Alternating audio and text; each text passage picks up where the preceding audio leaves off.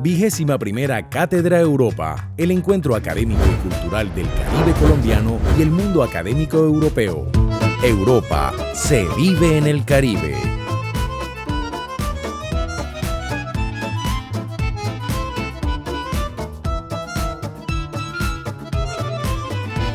Bueno, gracias por venir y por invitarme.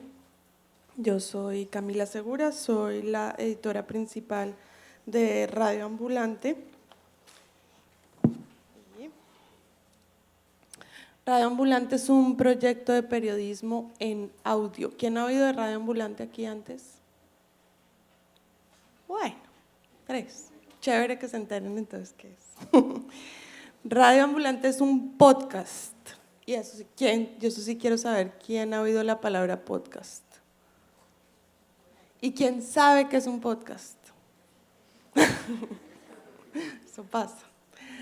Bueno, un podcast, para mí, esa es la definición de podcast. Un podcast es un archivo de audio que se puede descargar. Está en internet, está en aplicaciones y es gratis. Es como radio a la carta o radio on demand. Oír un podcast es una decisión. Uno pone play y escucha donde esté. No es como la radio terrestre que uno la pone y está ahí como un ruidito a veces atrás, sino que es una decisión, ¿no?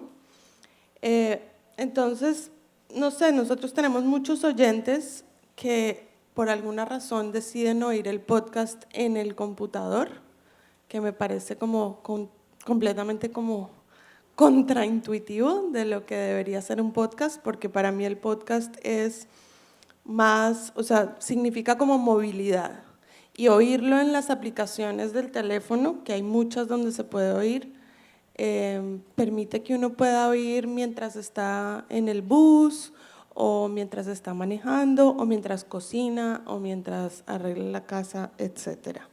Entonces eso me parece como la forma ideal de oír podcast.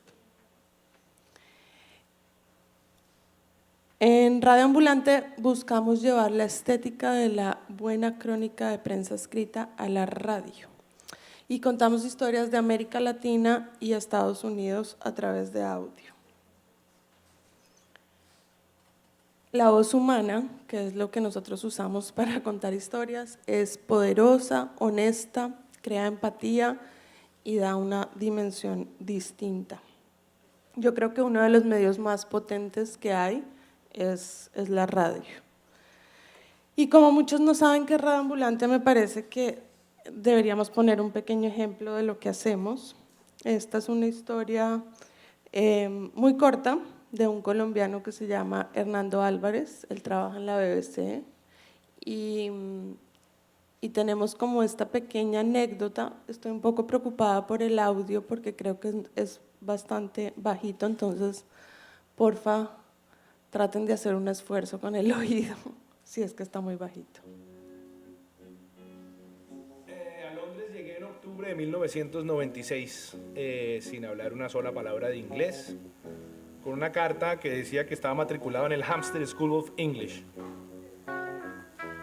Me acuerdo que me pusieron muy orgullosamente ni siquiera se llamaba beginner, sino elementary. Y la primera clase aprendimos los colores. Blue, red, green.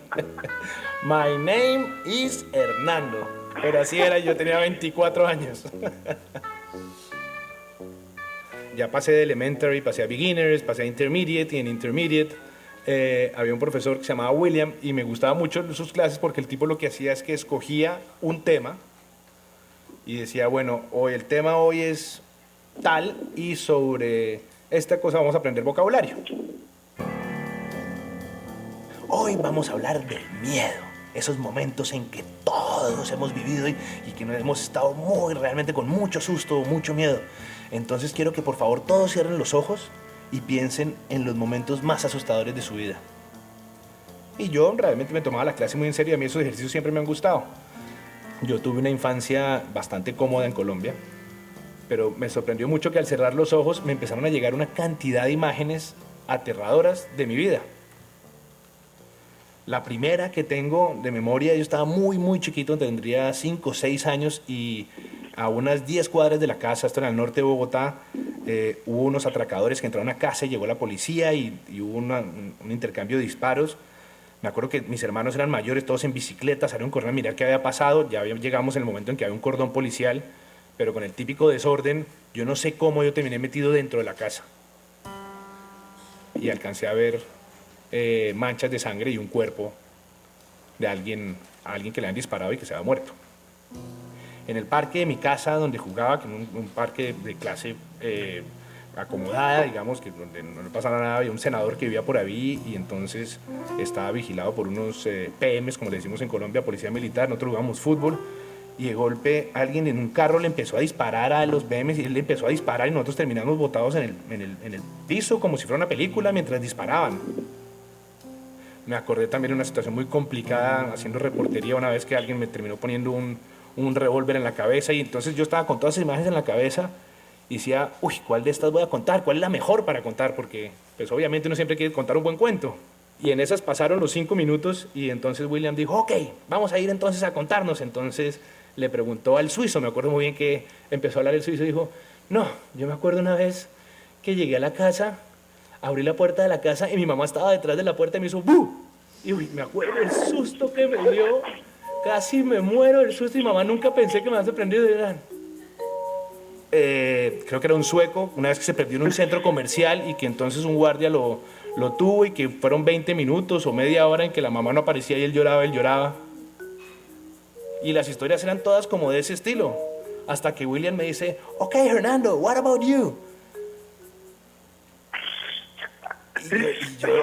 Y ante el nivel sangriento de mis historias, decidí decirle, no, yo en realidad no me puedo acordar de ningún momento así como miedoso. Entonces, ay no, qué macho, me decía, latino, macho, ¿no? Con su forma toda americana. Quedé como un pendejo, pero realmente no me daba la idea para contar ninguna de esas historias aterradoras que me tocó vivir porque crecí en Colombia. Bueno, entonces es un pequeño ejemplo. Nuestras historias nunca son así de cortitas, son mucho más largas. Nuestros episodios duran lo mínimo, creo que hoy en día están durando, son como 23 minutos o algo así, y las más largas 50. Pero nos sirve como para hablar un poco de la estructura que tienen las historias. Entonces siempre tienen un personaje principal que cuenta su propia historia, ¿no? En su propia voz. Hernando es elocuente, expresivo, sabe describir bien, digamos, toda la anécdota y eso es importantísimo. Pero la historia también, si ven, tienen como una introducción, él llega a Londres, no sabe nada, eso es chistoso.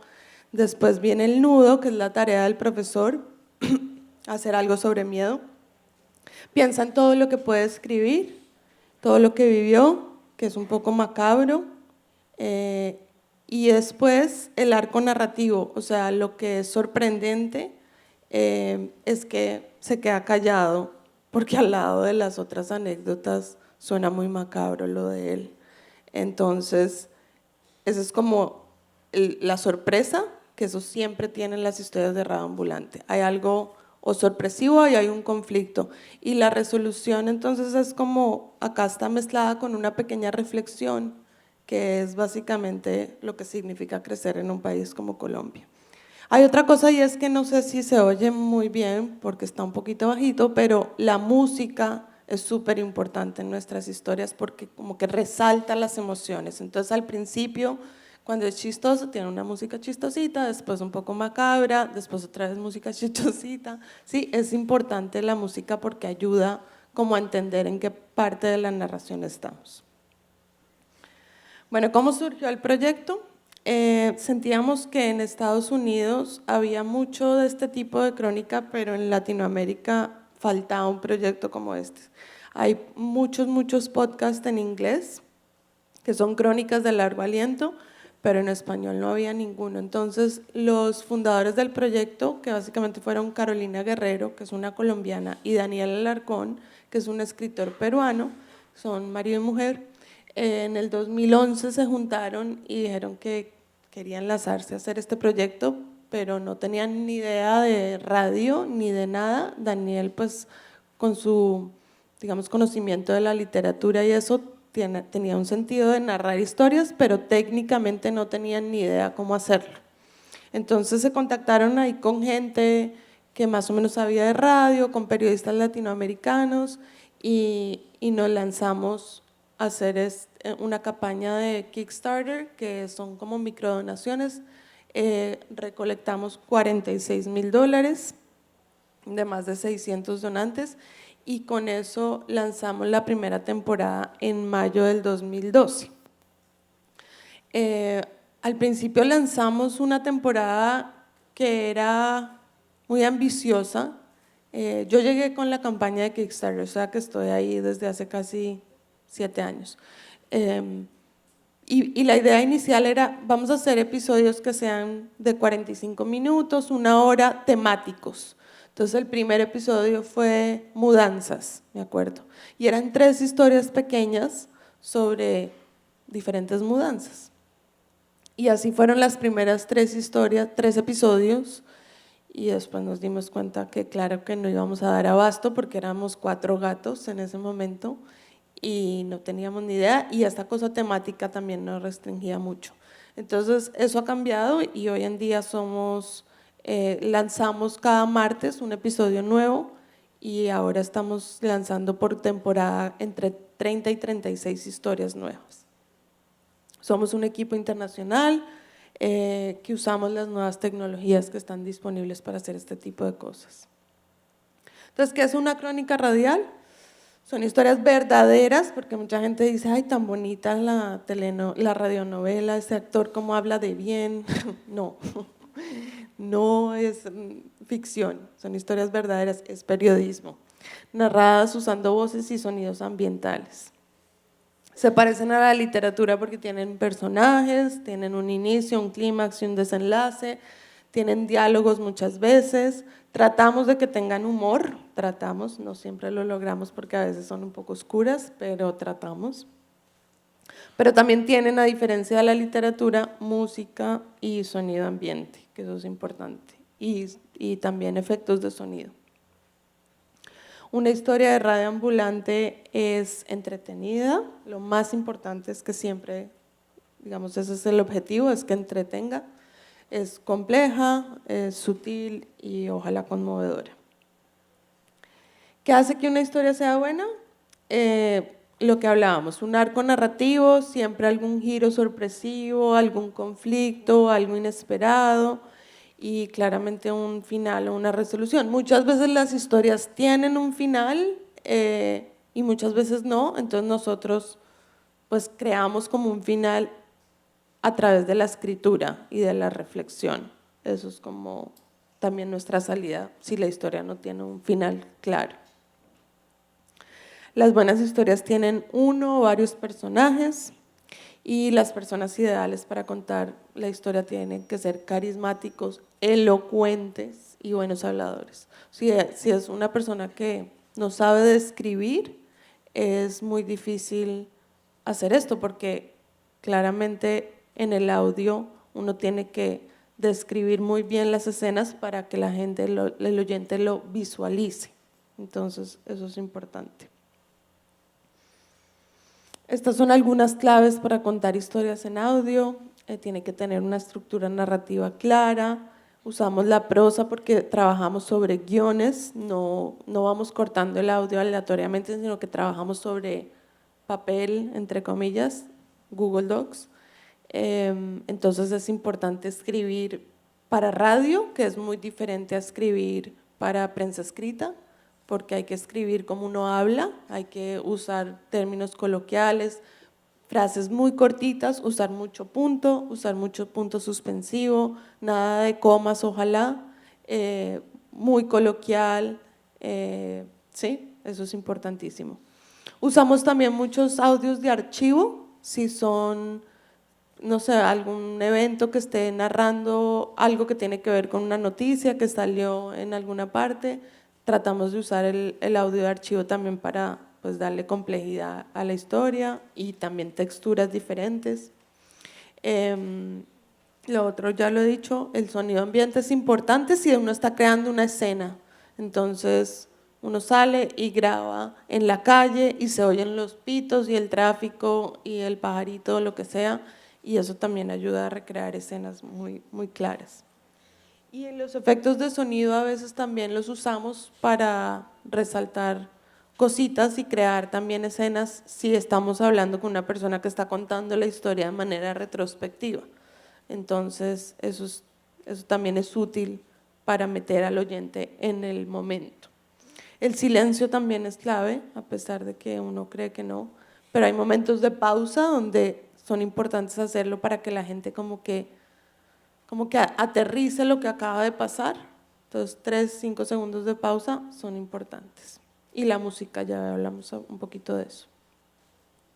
Hemos cubierto más de 20 países. Estos son algunos. Y quiero ponerles un pequeño collage de voces de las historias que hemos hecho.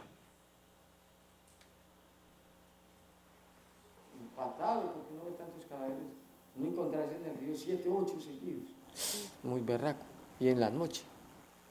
Bueno, venía llegando a mi casa y vi una gran cantidad de jóvenes vestidos de negro. Usamos en el medio de las tecnologías que han revolucionado nuestra manera de producir y distribuir contenido. Nosotros trabajamos con Dropbox, que es gratis. Si uno tiene poquito, digamos, cantidad de espacio, si es un poquito más, tienes que pagar un poquito, pero no es demasiado lo que hay que pagar. Skype, que es gratis. Google Docs, que es buenísimo porque es una plataforma que nos permite trabajar a destiempo, porque creo que no he mencionado esto, pero somos un equipo, en este momento somos 9 del equipo más, digamos, central, y todos estamos en lugares diferentes. Yo estoy en Bogotá, Daniel y Carolina están en Nueva York, tenemos a alguien en Puerto Rico, alguien en México, una en Londres, en Costa Rica. Entonces estamos como en diferentes horarios y Google Docs permite entrar y es diferente a lo que pasa con Word. Uno puede entrar y hacer cambios y poner comentarios y se va viendo ahí también. Y también trabajamos con un programa de edición que se llama Hindenburg, que es buenísimo también porque uno puede subirlo al Dropbox y la otra persona lo abre y ve los cambios que uno ha hecho en el audio. Entonces eso permite una flexibilidad buenísimo y, o sea, esto no se hubiera podido hacer hace, no sé, 20 años, no había la tecnología para hacerlo. Hoy en día es muy barato y se puede hacer. Cuando empezamos había varios mitos. El primer mito era que los latinoamericanos solo querían escuchar cosas de su país. Nos decían, pero ¿qué le va a importar a un mexicano lo que pasa en Argentina? ¿Y por qué un colombiano va a querer oír algo de Perú? Y eso claramente no es el caso. Si las historias son buenas, si son universales, si crean empatía, la gente se engancha y no importa el lugar de origen. Es más, la gente le interesa saber cosas de países que no tenían ni idea que pasaban. Por ejemplo, que los bomberos en Perú son voluntarios, ¿sí? O ese tipo de cosas. O sea, datos así que convertimos eso en historias y a la gente le parece súper interesante. El segundo mito era que no había audiencia para este tipo de contenido en Estados Unidos, lo cual claramente tampoco es cierto. Nuestros oyentes son muchos latinos que viven en Estados Unidos, latinos o latinoamericanos, que es un concepto un poquito diferente, y también mucha gente que está aprendiendo a hablar español y que nos oye porque es una herramienta súper valiosa para aprender. Y nosotros tenemos muchos recursos en la página web, tenemos por ejemplo transcripciones de la historia que uno puede ir leyendo y tenemos traducciones al inglés que también ayuda a la gente. Y antes hacíamos diapositivas como la que vieron del collage Es un poco dispendioso y caro hacerlas, pero la hemos estado haciendo, digamos, recurrentemente y las vamos subiendo cada vez que están. Entonces eso ayuda mucho. Y el tercer mito es que es muy caro producir este tipo de periodismo. Y ya hablamos un poquito de esto, de por qué no es tan caro por las tecnologías. Acabamos de publicar nuestro episodio número 100, eso fue anteayer, lo cual fue un logro gigantesco. Y me gustaría entonces ponerles un poquito del collage que lanzamos en ese episodio del martes para que oigan de nuestros oyentes. 1, 2, 3, 1, 2, 3. Ok. Elisa, ¿cuál es el número más grande que tú conoces? 10. 10. ¿Y qué viene más? ¿Qué número es más grande que 10? 100. La historia que van a escuchar es muy especial para Radio Ambulante. Con ella estamos celebrando los 100 episodios publicados. 100 episodios, eso es mucho, más aún si se tiene en cuenta que cada uno ha significado meses de trabajo. Pero la verdad es que se nos han ido rapidísimo, en parte porque amamos contar historias, pero también porque hemos contado con la compañía de cada uno de ustedes. Es gracias a la comunidad de oyentes que Radio Ambulante tiene sentido. Por eso quisimos invitarlos a unirse a la celebración. Nos llegaron más de 100 audios por WhatsApp. Queremos compartir con ustedes algunas de esas voces. Quedamos impresionados por la diversidad de lugares donde nos escuchan. San Francisco, Estados Unidos. Desde Heredia, Costa Rica. Querétaro, México. Oxford, Mississippi. Desde Taiwán. Lima, Perú. Desde Buga, en el Valle del Cauca, en Colombia. Washington, D.C. Santiago de Chile. Bogotá. Oklahoma City. Desde Venezuela. Múnich, en Alemania. Desde Madrid, España. Melbourne, Australia. San José, California. Desde Delft, Holanda. De Santo Domingo, República Dominicana. Y no solo eso.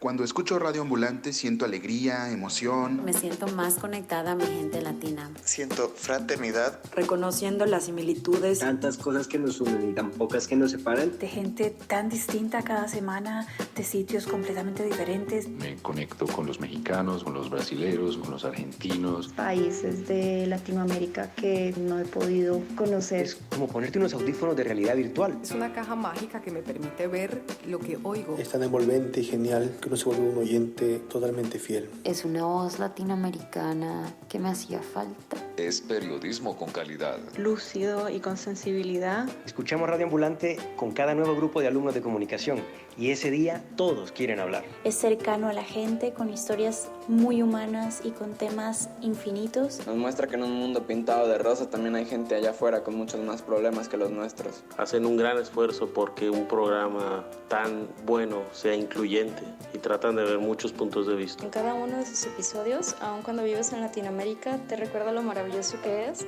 lo poco que conocemos, lo humano que somos y lo grandes que son las personas. Gracias por tanto. Felices 100 episodios. Felices 100 episodios. Felices 100 episodios, Radio Ambulante, que sean muchísimos, muchísimos más. Felices 100 episodios, Radio Ambulante. Bueno, pero no todos nuestros oyentes están tan lejos. Algunos viven bastante cerca de las oficinas. Radio Ambulante acaba de publicar su episodio número 100. ¿Qué te parece? Bien. ¿Y qué más? Bonito. Efectivamente, todo esto nos parece muy bonito. Entonces, en nombre de todo el equipo de Radio Ambulante, 1000 gracias. Y aquí el episodio. Ese era Eliseo, el hijo de Daniel y Carolina. Bueno, hemos hecho también 5 shows en vivo, completamente vendidos. Esa es una experiencia también muy diferente porque pues tienen audiovisuales, videos, fotos, etcétera, que acompañan las historias. A veces tenemos música en vivo, entonces ayuda bastante como a que sea una experiencia diferente. Somos el primer podcast en español de la radio pública de Estados Unidos, que eso también ha sido un paso gigantesco para nosotros, porque uno de los argumentos que digamos que ellos usaron para convencer a los directivos de distribuirnos a nosotros es que como hay más de 50 millones de hispanohablantes, realmente Radio Ambulante es como una manera de representar ese público de la radio pública. Hemos podido demostrar que sí hay muchos oyentes que cada día nos descubren a través de la radio pública, que eso es ha sido un gran logro para nosotros llegar ahí. Algunas foticos. El momento de crear un podcast es ahora. En Estados Unidos creo que hay una pequeña saturación de podcasts ya, muchos podcasts. En Latinoamérica se está llenando, eso es solamente Argentina podcastera, que en Argentina hay bastantes podcasts, pero en general digamos que es un mercado que permite un crecimiento increíble, ¿no? Hay muchas posibilidades de hacer podcast. El nuestro es mucho más artesanal, pero un podcast puede ser 2 personas sentadas hablando sobre una película o sobre fútbol o sobre lo que sea, o entrevistas, etc. Hemos colaborado con todas estas revistas y medios, y eso también ayuda mucho, esas colaboraciones, a que la gente nos conozca. Y en el 2013 nos ganamos el premio Simón Bolívar por NN, que lo produjo Nadia Drost, una periodista que vive en Colombia, canadiense, y cuenta la historia de cómo algunos habitantes del pueblo de Puerto Berrío, empezaron a sacar del río Magdalena cadáveres anónimos en la época dura, y les daban entierro digno y les pedían favores. Esta fue una de las primeras historias que produjimos en el 2012. Les voy a poner un pequeño clip. Soy Daniel Alarcón, hoy en Radio Ambulante, ningún nombre. En el norte de Colombia hay un pueblo llamado Puerto Berrío.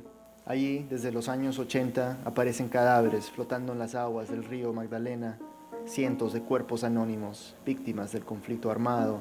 La periodista Nadia Drost viajó a Puerto Berrío para investigar la relación que se ha formado entre los vivos y los muertos. Esta historia es narrada por Ani Correal.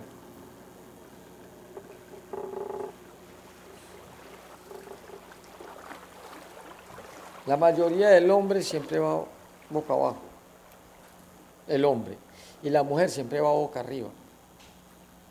Cuando Julio Marín pesca en el río Magdalena, no es extraño que se encuentre con un cuerpo en el agua, una persona más que ha padecido una muerte violenta.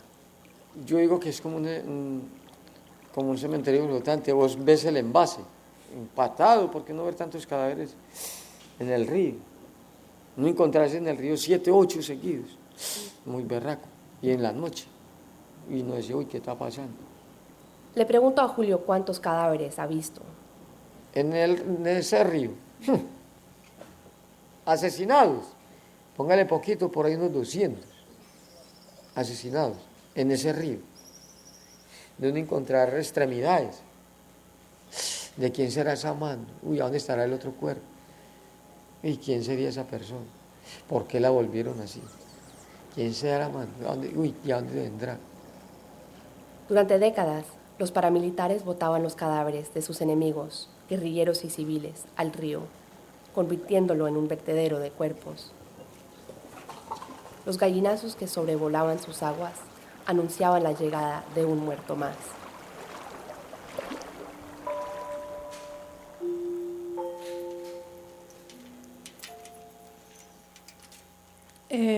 Bueno, esa fue una historia que tuvo bastante impacto por lo cercano que nos metimos en el tema.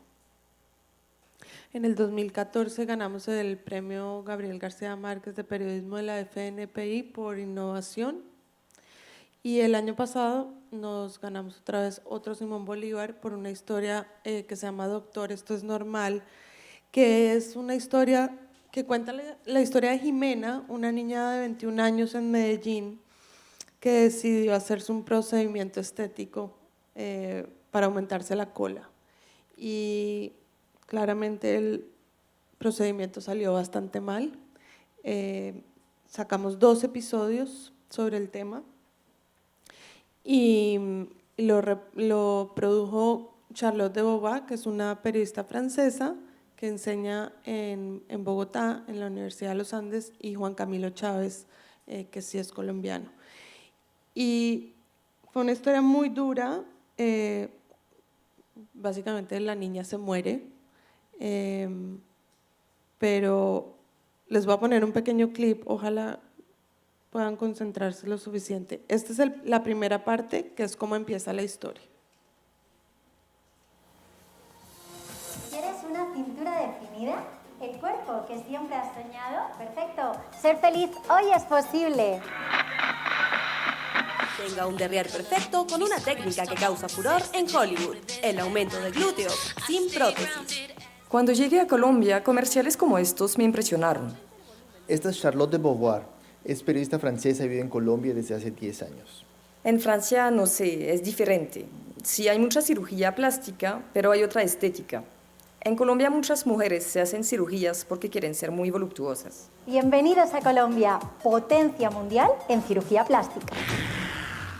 Supongo que es simplemente parte de la cultura. Bienvenidos a Radio Ambulante desde NPR, soy Daniel Alarcón.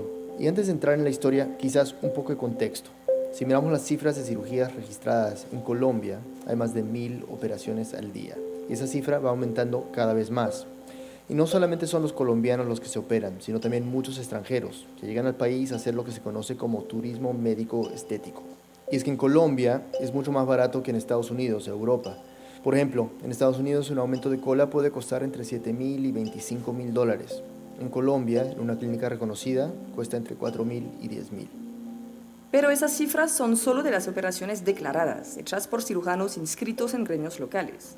Lo que podemos llamar la ruta blanca o legal de la cirugía estética en Colombia. En paralelo existe toda una ruta negra, o sea, médicos que no tienen todos los diplomas o que a veces ni siquiera son médicos y que operan en lugares no autorizados. Son cirugías estéticas mucho más baratas. Pueden costar la 1/4 parte de una cirugía legal. No hay cifras de cuántas operaciones se hacen en esta ruta negra por ser un mercado clandestino. Lo que pasa es que el boom colombiano de la cirugía estética atraviesa todas las clases sociales. La gente más rica puede pagar millonadas con buenos cirujanos, pero las mujeres con menos recursos también quieren comerse la nariz, aumentarse los senos o tener una cola más grande. Y es para esas personas que nace este mercado paralelo, con gente deshonesta que se aprovecha de la ingenuidad de personas que sueñan con ese cuerpo perfecto. Y bueno, hoy vamos a hablar de una de estas personas. Jimena López quería una cirugía plástica, pero no podía pagar el monto de una cirugía legal. Jimena creció en Medellín, en un barrio de clase media. Su papá es conserje y su mamá es ama de casa. Tiene 2 hermanos. Charlotte investigó esta historia con la ayuda de Juan Camilo Chávez. Charlotte nos cuenta. Bueno, entonces esta historia la contamos a través de la voz de Hannah, que es la compañera de apartamento de Jimena, que fue la que le recomendó este sitio. Era un spa en un centro comercial en Medellín. Y Hannah la acompaña al procedimiento y después empieza a ver que ella está muy mal. En la historia nos enteramos que el que la opera, un señor que se llama Rafael Nieto, no es un doctor, sino un chef de cocina. Y lo que hace es que en vez de inyectarle el ácido hialurónico, que es con lo que se rellena, digamos, la cola, que es lo que se usa, pero el ácido hialurónico vale como $1,000,000, vale una ampolleta. Entonces, claramente se necesitarían millones y millones de pesos para poder rellenar la cola, porque pues, imagínense lo que se debe usar. Entonces él decide inyectarle aceite de cocina, que obviamente se le mete en los pulmones y termina matándola en cuestión de 3 días. Lo muy impresionante que pasó con esta historia es que Charlotte se volvió muy cercana a la familia de Jimena y consiguió los audios de WhatsApp que le mandaba Jimena al supuesto médico preguntándole si los síntomas que estaba teniendo eran normales o no.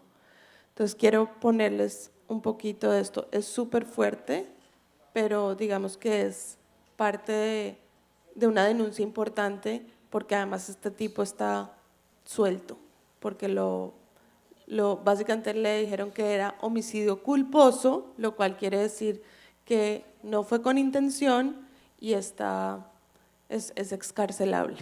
Básicamente no ha pasado nada con él.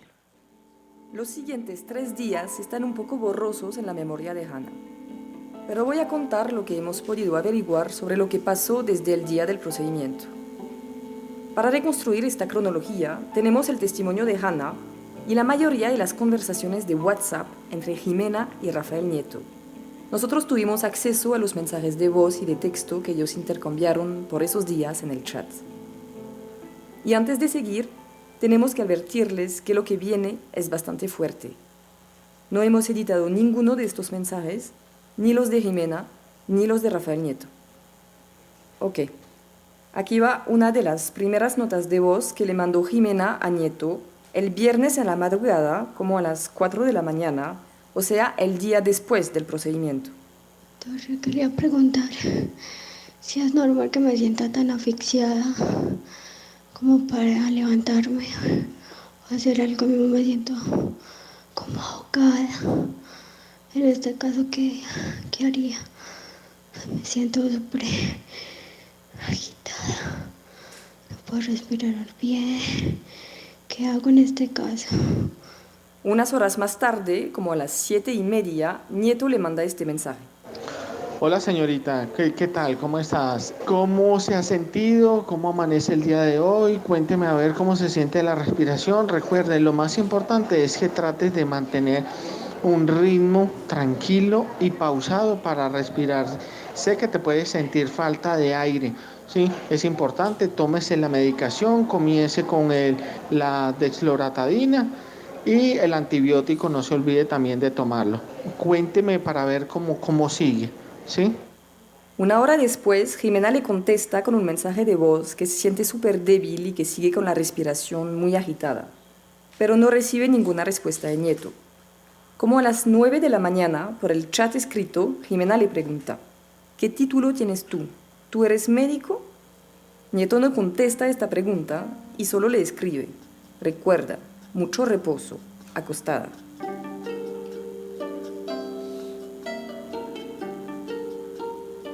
Es horrible.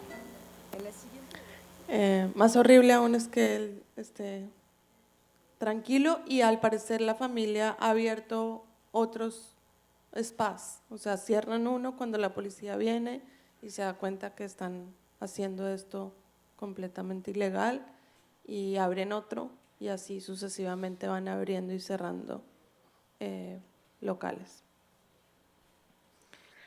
Y bueno, ya más o menos para terminar un poco esto, eso es todo lo que hacemos para crear una historia. Nuestro proceso va, lo mínimo es 2 meses, eso casi nunca pasa. Nos gastamos en promedio unos 3-4 meses, pero hay veces que yo, por ejemplo, me he demorado un año haciendo una historia, y es pues porque yo soy editora principal y yo edito todos los guiones, entonces no me queda mucho tiempo para reportar, que me gustaría tener más tiempo, pero además porque es muy dispendioso todo el proceso, es muy artesanal lo que hacemos. Entonces llegan propuestas de afuera, todos pueden proponer una historia para Radio Ambulante, no tienen que ser periodistas, solo tienen que tener una buena historia, y parte del proceso también tan dispendioso es porque muchas veces trabajamos de la mano de las personas que nos proponen historias y los entrenamos como en todo el arte de hacer esto. Entonces llega la propuesta, evaluamos la historia, hacemos un poco de investigación, si nos parece que es una historia que vale la pena contar, asignamos un editor, entrenamos a la persona en técnicas de entrevista, en técnicas de audio, si no tiene grabadora conseguimos a alguien que vaya y les ayude a grabar. Hacemos las entrevistas que son súper largas, no son entrevistas de 30 minutos, son entrevistas que duran mínimo 1 hora, 1 hora y media, a veces 4 horas, porque son muy detalladas, con muchas preguntas descriptivas. transcribimos después de esas entrevistas, hacemos una escaleta de guión, después una primera versión, editamos, segunda versión, editamos mucha edición, y finalmente ya cuando tenemos la versión final del guión, se graba la persona narrando, Daniel se graba a él, hacemos una mezcla, le damos retroalimentación en el equipo de la música, los efectos de sonido, etcétera, y así hasta que publicamos. Entonces es bastante artesanal y largo el trabajo. Y nuestro modelo de negocio, básicamente trabajamos con patrocinios que nos consigue NPR, la mayoría, propagandas de 10 segundos, 15 segundos, por lo cual nos pagan. También mucho apoyo de fundaciones, en inglés se llaman grants, que son básicamente pues plata porque uno está haciendo algo que a ellos les interesa. Hemos hecho pues shows en vivo, que de ahí también viene algo de plata, algunos talleres y consultorías, las donaciones de los oyentes, que en Estados Unidos es súper común que la gente done recurrentemente, donan $5 al mes, y eso también ayuda a cantidades. Y tenemos una tienda donde vendemos bolsos y camisetas y etcétera. Y ya, el futuro de Radio Ambulante es ojalá más audiencia en Latinoamérica, crecer un poco y crear más comunidad. Tenemos un editor de audiencias bastante bueno que está haciendo un trabajo importante ahí en redes, y nos ha ayudado a crecer bastante esa comunidad. Más contenido de más países, ojalá movernos un poquito más también hacia latinoamericanos en Europa, lugares que no hemos cubierto todavía, más alianzas con medios digitales. Tenemos la escuela Radio Ambulante también, esperamos como desarrollar talleres en línea para que la gente aprenda un poco a hacer esto, y buscar más patrocinadores. Gracias.